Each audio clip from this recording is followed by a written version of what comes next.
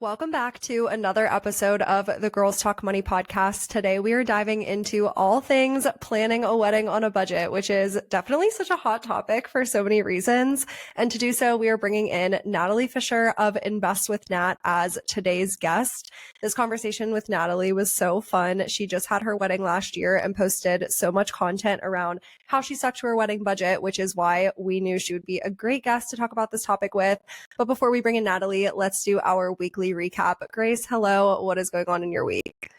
Hello. Erin and I were just debriefing for a moment before starting to film, and we both were joking. We're going away this weekend to Indianapolis for an event at NBA All-Star Weekend, and both of us are just what I like to call spaghetti brained, where it's just I was just saying to Erin, if you cracked open my skull right now, it would just be spaghetti. I feel so all over the place. I think I talked about this in the last episode we filmed, but I just still am not settled into my apartment, and things are everywhere, and I just feel I've been go, go, go. I haven't really had a lot of days after work or on the weekends just relax and get things figured out. I don't know. It's just been so much, really busy, and I love being busy, but I would love to have a day after work where I'm not building a piece of friggin' furniture or on Sunday I spent I don't even know 4 hours building a TV stand. And I know I could hire a TaskRabbit, I know, and whatever, but I also don't love the idea of someone being in my home. I'm no, you can use it on my balcony because I don't want your germs in my house. I don't know. I'm also a no shoes household, and I feel I could not be hey, TaskRabbit, you need to take your shoes off because I don't want you tracking dirt in my house. I don't know. I am so excited for this weekend and going to Indianapolis, but I'm also so excited to come home, and then I have to work next week, but then next weekend I'll just be able to kind of chill. I feel you can also probably hear it in my voice, but I'm sick as well. There's just some sort of cold going around because I think you said you were sick too, and several other people have also said the same thing, that they have a cold, and that's not helping my situation here. But I know this is part of your, weekly recap as well, which the fact that I feel we were just having a conversation about this the other day about not knowing how to dress ourselves. And then I feel this leads us to always have a very similar weekly recap. Because we talk about them before the episode. Yes, literally. But also we joke that we share a brain cell, and it just is on the same page. Erin thinks about something, and it's we're literally sick at the same time. I know. It's what do they call it? Twin telepathy, except we're not related at all. It's our cycles are synced, but just every other. Yeah, I know, exactly. I just I had this, I'll be so honest, I had a breakdown. I think it's yesterday. I just broke down. I am calling it, I'm coining the term winter uglies is what I'm calling it, where you haven't seen the sun in a month and your skin is really dry because it's cold as hell, and your hair is really dry and it's staticky, and you're just looking a little pale, and just everything starts to compound, and then you're just you're I don't like how I look, Yeah. And that was me earlier this week. I just I think what triggered it is well, there's a couple things that triggered it, but I think one of the things is just getting dressed, looking in my closet and being I don't know how to dress myself. I was just putting on clothes, and I ordered a thing from Fashion Pass. I got an order from there. And when I was shopping on there and looking for the items I wanted to rent, I was realizing I have no idea what colors would look good on me. I have no idea how to dress for my body shape. I have slightly broader shoulders, and I don't have really wide hips, and I feel you have when I wear things that are too bulky on top, I feel it just makes me look like a football player, and I just don't feel confident in it. But I'm other than that, I really don't know how to dress for my body shape, or what colors would look good on me, especially since I dyed my hair back to my natural color. I don't know. And I was sitting there, and to be honest, I was crying about it because I just was I feel fat and ugly, and my hair looks stupid, and my bangs are so grown out that anytime I try to style my hair, it just doesn't do what I want it to do. And then I was you know what? No, we're not doing this. I was I'm an adult with free will, and I have a self-care budget. Stop the nonsense. So I literally booked a hair appointment for this week to go get my hair done. And I started looking into working with I feel like everyone's probably seen these videos on TikTok. I mean, I guess it depends like what part of TikTok you're on. I have a friend who's on like hoof trimming TikTok where they literally like, have you ever seen those videos?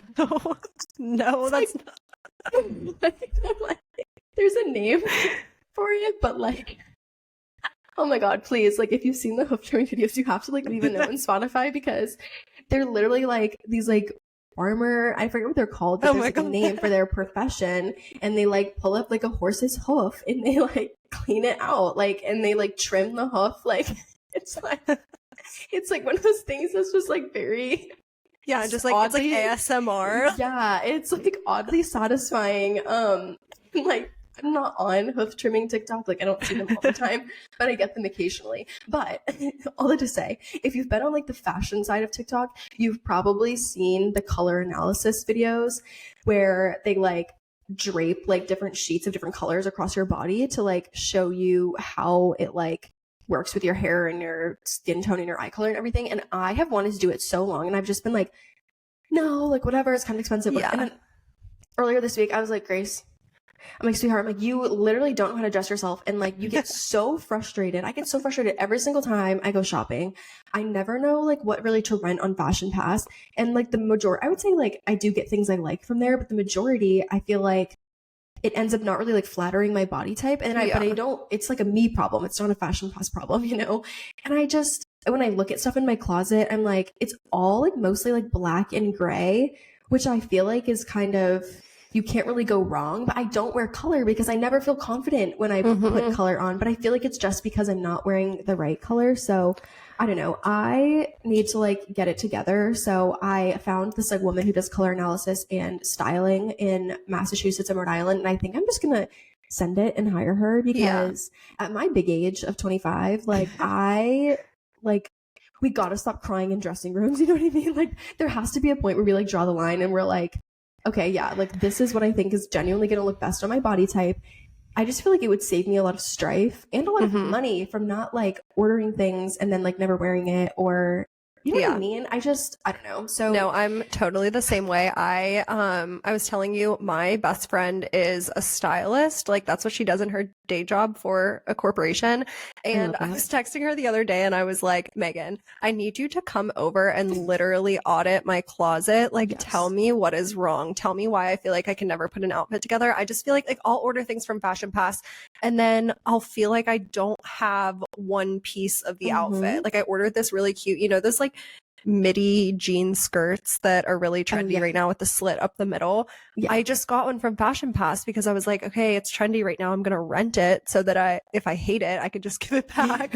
But I'm like, what shoes do I wear or what top do I wear? There's always like a piece missing. So I'm going to have her come over and literally like dress me with my clothes and be like, no, you need to order this, this, and this. And then all of a sudden you will like have clothes to wear.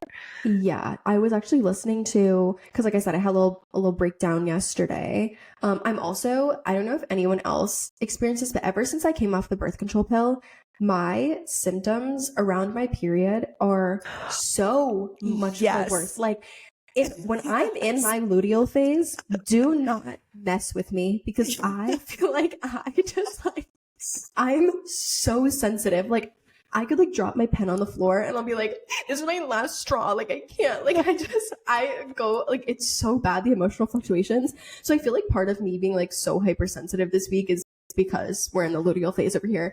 But I like, after I had my little like kind of breakdown, I was like, no, like we need to, I think I've mentioned before, I have mentioned before, I'm doing this like 1 year experiment where I try to make as many decisions as possible based on what my higher self would do. And so I always come back to that when I'm like struggling. So I post breakdown, I was like, no, like what would my higher self do? And that's when I started looking into the stylist. But then I was like, what can I do like right in this moment? So I was listening to a podcast episode where they brought on a stylist. So we should bring your friend on.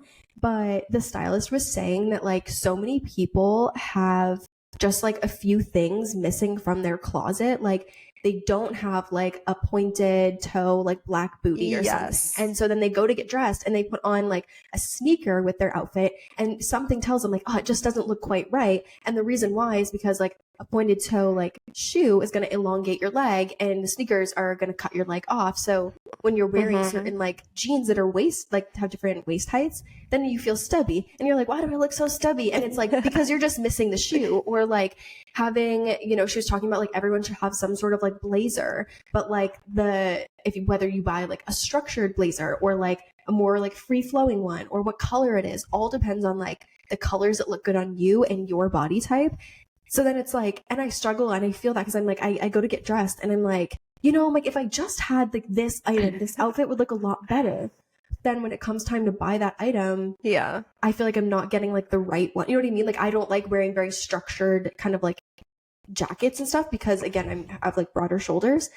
I don't know. I feel like when you're a kid, you just literally put on like your little shorts from Justice and your little Walmart tank top, and you just like, you're like, yeah, like whatever, and your light up shoes. And then all of a sudden you hit this point in adulthood where you're like, wait a second, outside of like a black t-shirt and some jeans, like I literally don't know how to dress myself. No, but the winter uglies are so real. I definitely have been experiencing that this month as well because I just went back to my natural hair color and I'm excited about my hair color. I am, but I think it's one of these things, and it was the same thing when I was a blonde. Like when I feel ugly, I hate my hair color, no matter whether it's the natural hair color or the blonde. So I'm not like chalking it up to just like being a brunette again. But literally tomorrow I was like, I need to go get a manicure and a pedicure. I need to go get a spray tan. I was like, I need to do something. I need to whiten my teeth. I need to make myself feel better. I also just signed up for, and if you guys have been listening to the podcast, I'm not a fitness class person, but I just signed up for a new workout studio near me in Pittsburgh that just opened up. It's called Hot Works, and I saw your video. Oh my God. I was like, I need one of these to be near me. That is like I love like the infrared kind of sauna thing and like hot yoga, but like I want to work out by myself. Like, yes. So I will say it's a little bit strange. Like in those saunas, technically like multiple, like two people could be like working out, and which I feel like would be really weird. I would like not want to do that with someone else in there. I feel like I would get really claustrophobic. But typically I think it's probably just going to be you because you can like sign up and you can see if anyone else signed up. So I would probably only sign up for one. And there's like 10 saunas in the entire thing. But if you don't know what I'm talking about, essentially this little workout studio thing like lets you do workouts inside of infrared saunas. So you sign up there's like a ton of different ones you can do. I did the Pilates one for like my trial workout, and you sign up for one of the 10 saunas that they have. You go in there and you do a 30-minute Pilates workout on like the TV in the sauna. And then there's also like a little workout like place outside of the sauna, so you can go like lift weights or do whatever else you want to do if you want to finish your workout. But they have cycling, they have rowing, they have yoga, like all of these different things. And I was like, this needs to cure my winter uglies because just like sweating it all out. I don't know. Yes. I've been feeling the same way. Obviously I'm not glad that you're going through the same thing, but I'm honestly glad that I'm not the only one experiencing the winter uglies, because I was like trying to explain it to my therapist and I was like, this is the best way I can describe it, is to call it the winter uglies. Maybe I need to trademark that, but I just like, that's really how it feels. And I did the same thing. I was like, I did my fake tan today. Like it's just, I rinsed it off earlier so it doesn't look like I tanned yet because it hasn't developed. But like I'm getting my hair done tomorrow. I've been doing the same thing. I'm like, I need to whiten my teeth. I tried to do a lash lift and tint and then it literally didn't do anything. But it really has made me think about like maintenance, like how I'm maintaining my like confidence. You know what I mean? Like I go get my hair done. I don't make a follow-up appointment. Then when my hair feels, when I'm like, I look ugly, that's when I like go get my hair done. I'm like, no, I'm like, maybe we should just like make reoccurring appointments so that we don't get to the point where we're like, I look ugly, So I don't know. It's really making me like rethink my budget in terms of how much I spend on maintenance and like things that make me feel good about myself. So I don't know. But if you're also going through the winter uglies, like you're not alone. Right. And I feel like our episode that we're planning on filming this weekend ties perfectly into this. We're filming a podcast episode this weekend all about the cost of being a hot girl, which is going to be a really fun episode, just about like all of the different things that we have to spend our money on to avoid the winter uglies, and kind of breaking down those costs and giving tips for how to do it on a budget and all of the good things. But with that, I think that wraps up our weekly recap. Let's get ready to bring in Natalie. Welcome to the Girls Talk Money podcast, Nat. We are so stinking excited to have you on today. We did give a little bit of an intro on who you are, but if you can give everyone your own version of your intro, who you are, what you do, where you live, give us the scoop. I'm so excited to be here. Thank you so much for having me. My name is Natalie Fisher, and I am an ex-data analyst turned full-time personal finance creator. I've been making videos online for the past 2 to 3 years on how to save money, make money, invest money. And most recently, last year, I started to share more about my wedding journey and what that was like planning a wedding and budgeting a wedding. I am 25 years old. I am in the greater Seattle area. Love it. So give us the scoop on your wedding. Like, when was it? Where was it? How did it go down? How was the day? Yeah. So we actually just got married last year in August 18, 2023 here in Seattle. That was a Friday evening. So we decided to have it on kind of like an offish day to kind of save on cost.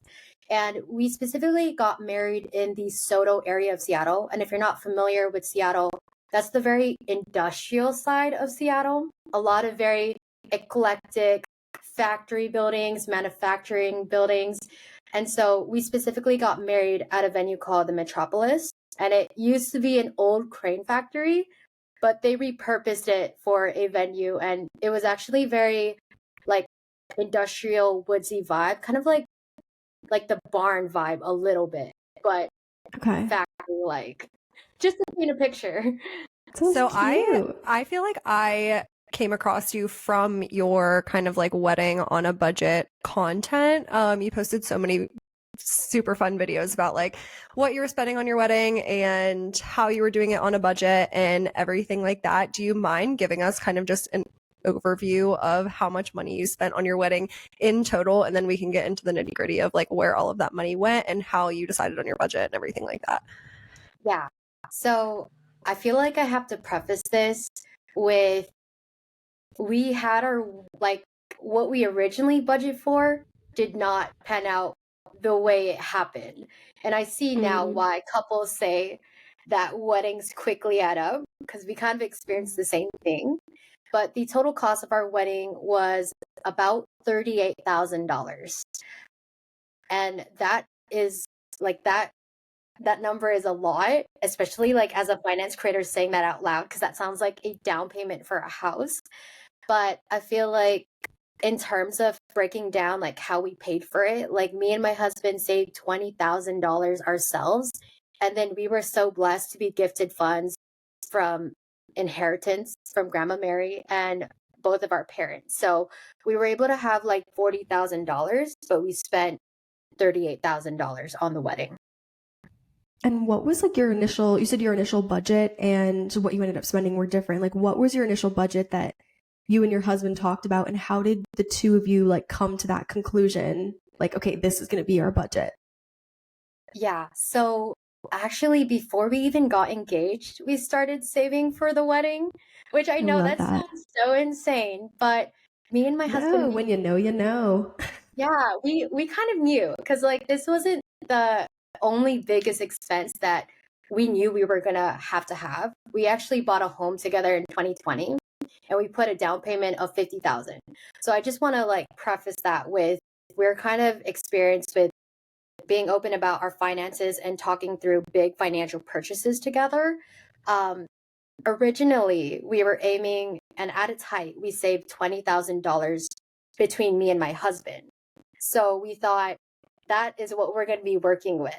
But what ended up happening was I got engaged on Thanksgiving, and when Christmas rolled around, my husband's family, they basically had checks out, and that was, I guess, inheritance money from Grandma Mary passing away, bless her heart.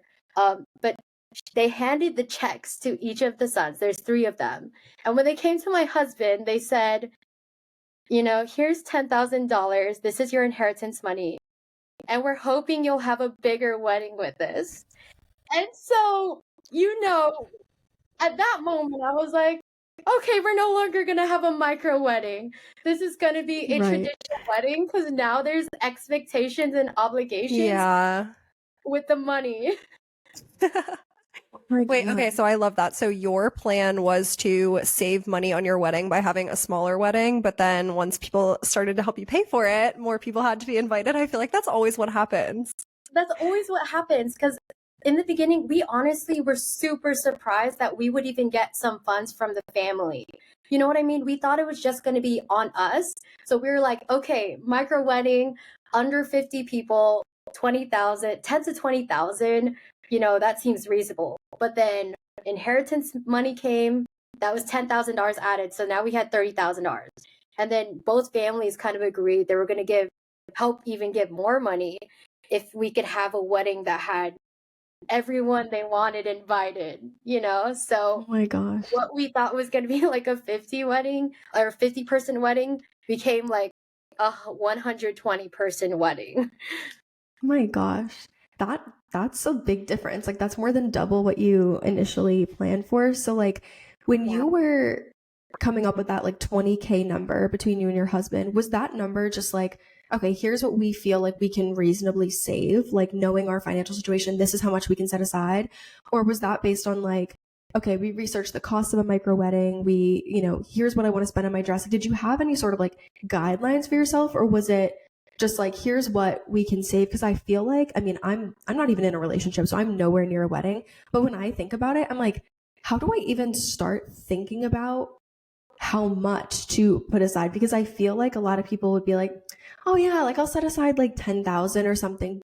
But then when you look at the costs of what's really around you, it's like, wait a second, like I feel like people run into that when they're buying a house where they're like, oh yeah, I'll save like 10,000 for a down payment. And then it's like, honey, like that's not gonna, like I live in Massachusetts, you're not gonna like 10,000 for a down payment is not like you're going to get a shack in Massachusetts, just because of the cost of housing is so high. So like, how'd you come up with that 20K number? What were you like basing it on? Or was it really just about like, here's what we can reasonably afford to set aside? Yeah. So I talked about how we started saving before we even got engaged, and how we came up with that number is we actually initially searched that up online. Like, what is the average cost of a wedding in America? And it was like $35,000. And we were actually originally supposed to save for that amount. But what happened was he proposed way earlier than expected. So that's why we didn't hit that goal, because he proposed earlier, and we basically had the wedding like 1 year earlier than we were projecting. We were supposed to get married in like Oh my gosh. So what was the reasoning behind getting married a year earlier and not just being engaged for longer and being like, well, I want to save more money, so I will, because I think a lot of people do that. They'll get engaged and then they'll be engaged for 4 years because they are saving up for their dream wedding and they don't want to compromise on it. So they're just giving themselves a longer amount of time to save. So the wedding planning journey for me and my husband was extremely stressful. And I feel like I could not prolong the amount of stress for 2 years. When we started like searching up, like, basically emailing vendors for the cost of a venue, the cost of catering, we were noticing also that there were price differences between each year. Each year, like that we waited, there would be a price hike. And I was like, oh my God, I don't know. I could die next year. Like, let's just get this over with. Because like we were gifted funds. So it was like basically parents paid for half, we paid for half, and 40,000 would be enough to have a reasonable wedding in 1 year. I don't think, I can't even see ourselves like saving even more than that and having like a 60K wedding. We just wanted to end our misery with the planning journey. You're like, I want to be married. I don't want to have a wedding. Like, let's get this over with. Yeah. I love that. So I feel like women especially are on one side of the coin. You're either like, I don't really care about weddings, which it sounds like you don't. It's not that you don't care, obviously you had a wedding, but you're like, I don't really care, I just want to be married to the person that I love. Or girls grow up literally dreaming of their wedding day and it's the best day of their life. So was there anything that you were like, if I'm going to have a wedding, I absolutely need to splurge on this. I'm going to spend like a good amount of money in comparison to my overall budget because I really want X, Y, and Z thing? Yes. absolutely. It was always going to be that we wanted to splurge on photography and videography. And that's why that was probably, I don't know if that was our second or third biggest expense, but you hear all the time like, oh, my wedding day went by so fast. And, the only thing I have to look back to it is the wedding and, the photos and videos. And so for us, I was like, we absolutely have to splurge on professionals who can capture this day. And, we wouldn't regret, paying someone else who didn't know what they were doing. We would have photos that we love that we can look back to. So that was one of the big things for us. And I think that was the only thing that we really splurged on, for sure. I feel like that's kind of common. Like, I feel like I grew up watching like Say Yes to the Dress and like, I don't remember what that wedding show, what, Four Weddings, I think is what it's called. Oh my gosh, I love Four Weddings. Where like, it's like a group, for anyone who doesn't know, is not familiar, it's basically like, there's like 4 different brides and they all go to each other's wedding and like rate like the food and the dress and the venue and things like that. And then like one bride, whoever gets the highest score would win like a honeymoon.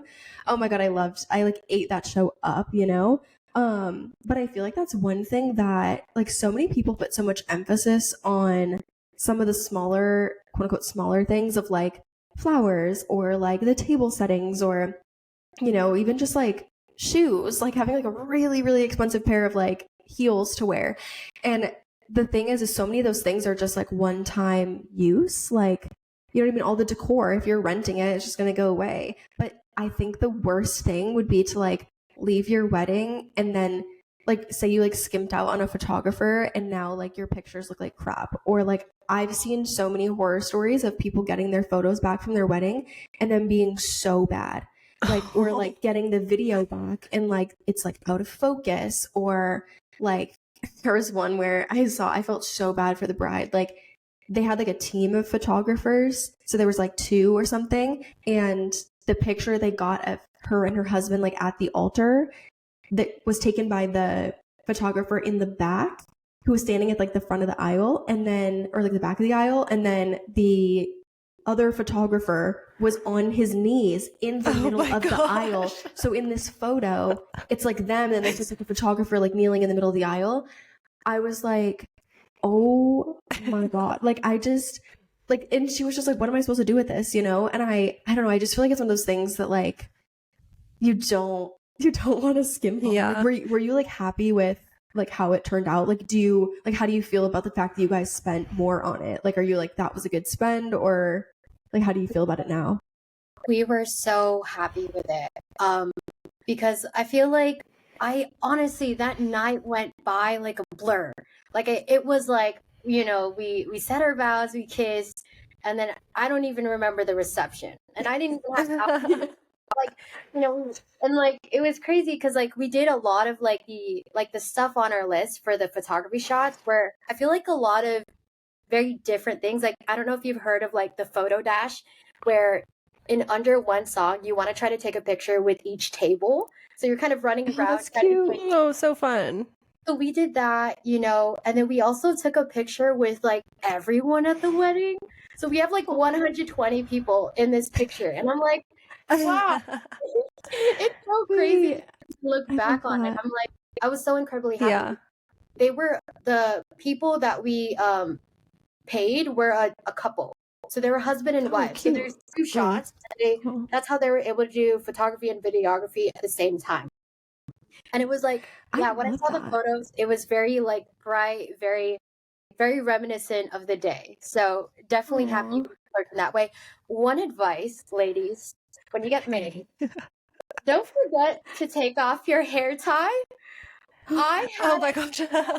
walking down the aisle, and I didn't even realize until after, because like after that whole happened, and we were at the reception, the photographer was like, "Were you wearing that the whole time?" And I was like, like she took it off me, and I was like, so like during our like when we're seeing the vows, like when we're you can see the black. Oh my gosh, when you're literally So At least it wasn't like pink. At least it was a neutral color. It's oh, I should have had like a neutral color. So don't make the same mistake. Because if you're paying 6,000, 7,000, like you don't want to have to Photoshop like, freaking hair tie.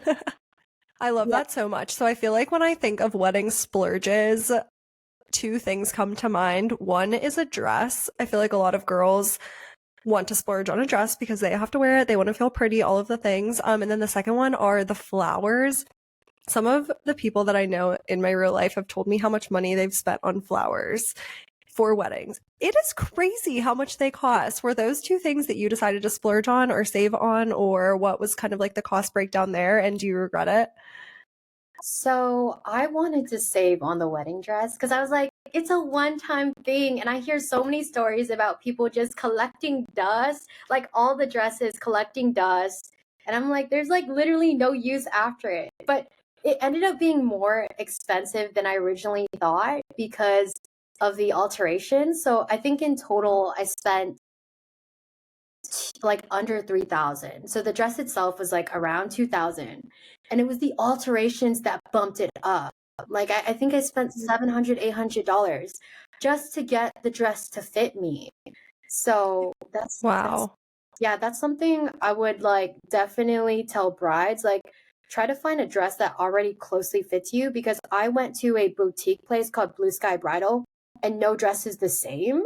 So that's why I think the size was like size 8 and like I couldn't find any dress like that.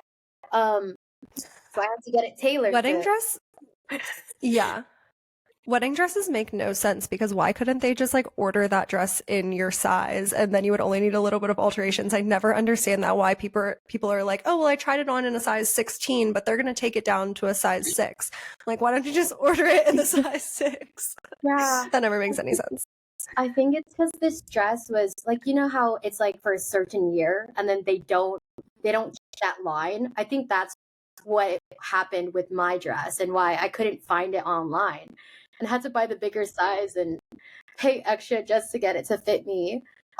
In terms of the flowers, I could care less about the flowers. I was even thinking I wanted to save on it by like buying the like silk flowers. But my mom-in-law was so against the idea. She was like, no, that looks really bad for photos. So she was the one who kind of tackled that expense actually. Like what we did was we bought DIY flowers. Like you could buy fresh flowers online, have it shipped to you, and they have like an instruction video to make it. So I think 2 days before the wedding, we were making our own boutonnieres bouquet for the wedding. And it was like around 1,500. So I feel like that's not That's not bad. That's not bad at all. And I feel like Yeah. the flowers that you're going to hold, like, okay, they're going to be in your photos. So that's kind of like a forever thing. But a lot of times the florist will also be the one decorating the whole venue. So then your flowers end up being like $10,000 because you're getting the entire venue decorated with fresh flowers. I feel like that can be kind of a lot. Speaking of the DIY thing, though, I remember seeing videos on your social media channels about the DIY wedding cake. Can you talk about this? I love this so much, Grace. I know you'll like this too. This is my favorite thing ever. I love this story. So we were getting sticker shock, right, with all of the costs. And that was including getting quoted for a wedding cake. See, I feel like maybe it's just that, there's a wedding tax. Anything like a white cake should not cost over $1,000. But that's exactly how much we were getting quoted across 2 to 3 different people. And I was like, there is no way I'm paying $1,000 for a white cake. And I told my parents this, and my dad, he actually he got his bachelor's in culinary arts. So he knows how to cook. Like he took baking classes and he says, okay, I'll try to make this for you. This is my contribution because I don't have much money, but I can try to make you this cake. So he made that cake and it was really special to me because I'm vegan. So it wasn't just a regular cake, it was a vegan wedding cake. And that changes the ballgame, like the ingredients you have to put to make it have the same consistency. It's a whole different ballgame. He probably practiced like 3 to 4 times, but I don't even know. Like it was just it was like the perfect contribution, I feel like, from my dad. And I think it was even more special, like seeing that in photos, and I'm like, yeah, my dad made that. And he was super proud of it too, because when the reception came along and there was a dessert table, he was like, Natalie, do you see the cake I made? Like, he was super proud of it. And my auntie also helped decorate it with like, I think it was like fake flowers, but it actually it looked just like any other cake that you would pay for. Like, you know what I mean? I feel like But not with the 1,000 peg. yeah. When you posted about like your dad making the cake, I think there was like a little video you had of like your dad, and he was like probably doing one of those like practice rounds. Like, it was the sweetest thing, and it just like warmed my heart, because I feel like that's what like a wedding is about, right? It's like about kind of like honoring someone else's display of love, and like a partnership, like two people coming together. And it's also like the representation of like two people's like their lives coming together, and like part of your lives are like your friends and family and people that are really important to you in your life. So like him having that kind of involvement in it, and like you said, you're able to look back at all the pictures and be like, oh my gosh, like, like my dad made that cake. I feel like that is so special. And I think the thing about like the kind of like wedding tax being on things, like, yes, like I've even heard other brides saying too that when they went to order like outfits for like their what do you call it, like your bachelorette party, like when they would look for like clothes for their bachelorette party or whatever, it would be so much more. But it's like they just want to get like matching white bathing suits or like white dress, you know what I mean? But because it's branded as like a wedding thing, it ends up being so much more. Which then, like, going off of that, like, did you have a like bachelorette party, bridal shower? Like, what did that like pre-wedding events kind of look like? Yeah, so we didn't have a bridal shower. And I think honestly, like the main reason why we didn't have that is a lot of my friends, they're not in Seattle. They all relocated to different places. So the logistics of that and like being mindful of where everyone's at and the cost of that, I didn't want to place that on, our wedding party. But we did have a bachelor and bachelorette party. We had that 2 days before the wedding because everyone had to fly in. So it was like one of those movies where we're like, having our last night as like, not a married couple, and the boys went their separate ways, the girls went their separate ways. And it was nice because like the maid of honor and I don't even know, what is the groom's, what is it? Best man. The Best maid of man. honor, Yeah. Oh my the God. maid of honor man completely planned the day of events. So we never had to stress about anything. And I know for me, they didn't have me pay for anything. I think my whole party Oh. covered the cost of everything. Like we went to like a wine garden. We went to a burlesque show in Seattle. We did a lot of things, and they didn't make me pay for anything. So the only thing that I paid for the bachelorette party was my outfit, like Erin said. And there was a tax on that, I feel like, because if you search up like wedding bachelorette party dresses, you'll probably come across the website Lulu's, and they have so many cute dresses. I just had to get this one dress, and I think it was like $70, and I'm like, yo, like, but it's what? Oh my gosh. It's crazy. Honestly, I feel like when it comes to the whole like bachelorette party thing, I feel like we have to like talk about for a minute like the just like unrealistic expectation. Like, I love that you guys did something that was more kind of like chill and just like, okay, it's gonna be like a 1 day thing. It's gonna be a couple days before the wedding. Like, we're not gonna make everybody fly. Like, knowing that your friends are all dispersed. Like, and I know, Erin, I know you made a video about this like a long time ago, and it always amazes me when people get married, like the expectations that they put on people in the bridal party. And obviously, like, to each their own, and like, your friends best, like whether they're going to be down to pay $1,000 to go on a bachelorette trip or not. But like, I love that you did something that was just more low key. Like, I don't know, I see these people who go on like these like 1 week long trips to Cabo, and they have like all these like excursions, and it's like, okay, like here's like the, you know, itinerary, and here's the attire. Like you need to have something in this color for this day and this color for that day. And I'm like, what? I'm like, what? Hold on. I'm like, aren't Yeah. we're just gonna celebrate someone getting married? Like, what is this? Like, it just becomes so much more than I feel like it needs to be.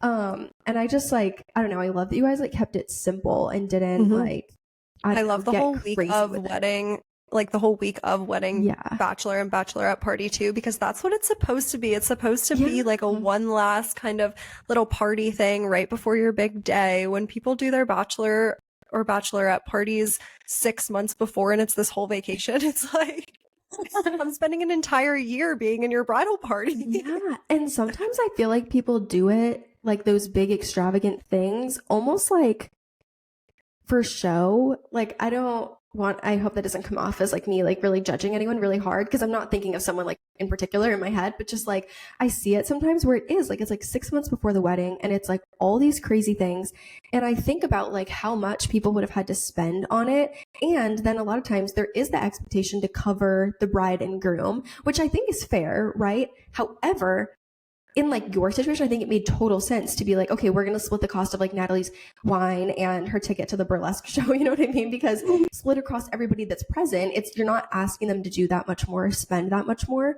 But when it's like, oh yeah, we're going to do this 1 week trip like to Miami, and I want like all of you guys to cover like my flight, hotel, food. Look, I'm sorry, what? Like, I don't know, unless you have like very rich and bougie friends, like I could never imagine asking my friends to cover several $100s. Like, you know, I don't know, unless they like, if people were like, oh, we all agree that we want to do this. I don't know. I just feel like sometimes when people do it, yeah, like 6 months early and it's this huge thing, I'm like, what are you doing it for? Like, what is the purpose of the bachelorette party? You know what I mean? Like, if you just want like a trip to Miami with your girls, do it, you know? But like, I don't know. I feel like it gets really out of control. And I also think what's like an interesting thing to talk about is like when you are doing that and you are expecting people to cover part of it, right? And then it's like, you know, you also acknowledge like, oh, your friends are paying to fly into the wedding, and they're, you know, they're like paying to, you know, stay, I'm sure, in a hotel or something for the wedding. So it's like, okay, well, if you're like expecting them to pay for like the bachelorette party, and then if you are doing something like a bridal shower, you're expecting them to pay to give you a gift and it's like, whoa, you know, like it's just, I don't know. I feel like the financial burden to be a guest at a wedding is also when they add like attire requirements where it's like you have to wear a specific shade of like a certain color. Or I'm like, it's like I'm paying like a couple $1,000s just to like be present at like, and it just gets so like out of control. I don't know. Did you and your husband have like any thoughts on all of that? Like, was it strategic to just do something really low key, or just what your friends planned? Yeah, we wanted to put less pressure on, the maid of honor and the best man, because they were planning it all and they were hella stressed about it. So, in order to save on costs, I think what we agreed on is like, okay, after the bachelorette party, all of my friends, we will stay at my condo. So like after the night is done, we don't have to spend on hotel expenses. So we were able to save there. And then I think for the boys, they probably just pitched in because they stayed at an Airbnb. So Mhm. I feel like we were able to save in that regard.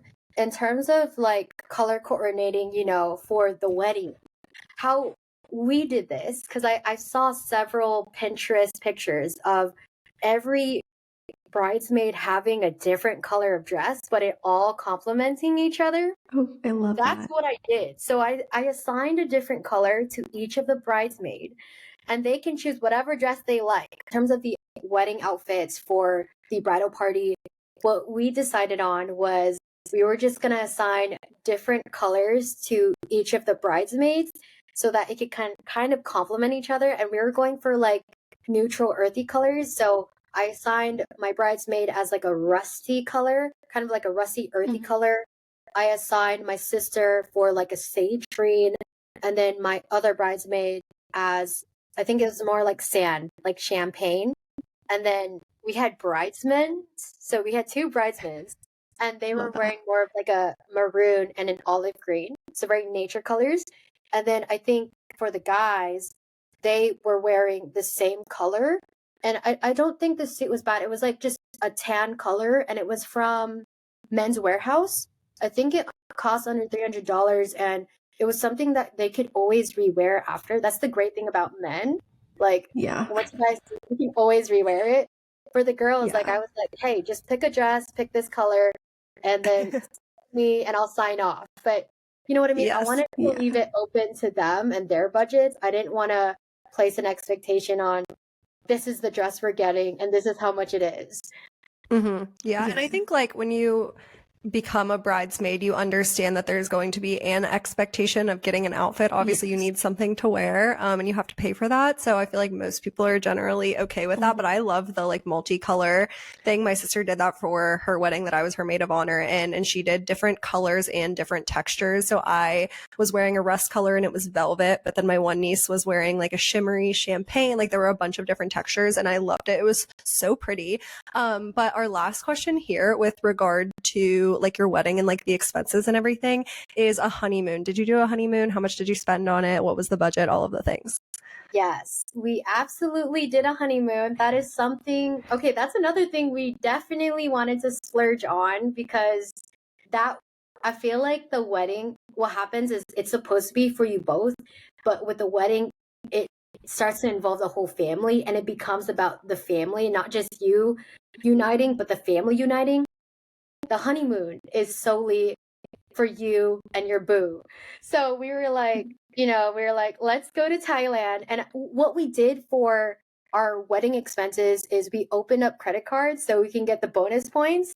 And we were able to get 2 free tickets from Seattle to Thailand for free because of the bonus points from the credit card churning. And we ended up spending about $3,000.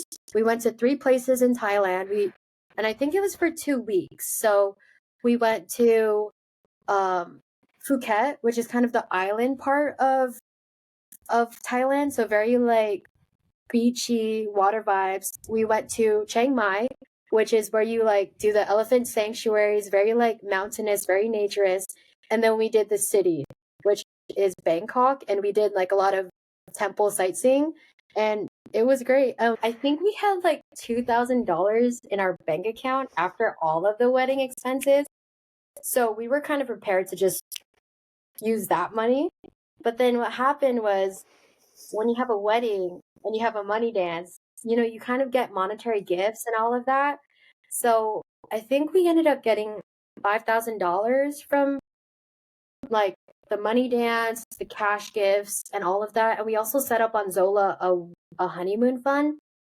So we had, $6,000 to play with, but we only spent half of it. And I think it was well worth it. And it was literally just for us. And it was a great way to kind of like reflect on us getting married, but also like, I don't know, de-stress from the trauma of the wedding planning.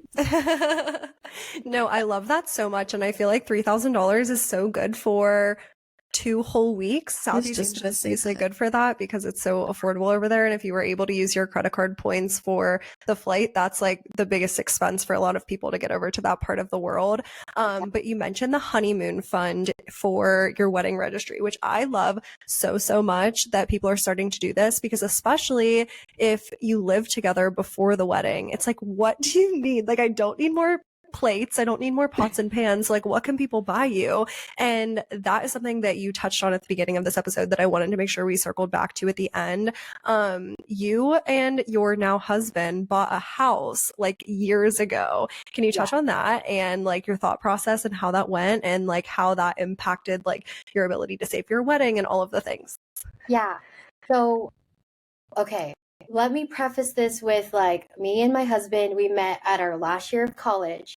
So we started as broke college students, y'all, but we were always transparent about our finances. Like, oh, this is how much we're making. This is how much we can save. And like right after college, we both lived with our parents for like 2 years, and we started working a 9 to 5 job in our careers.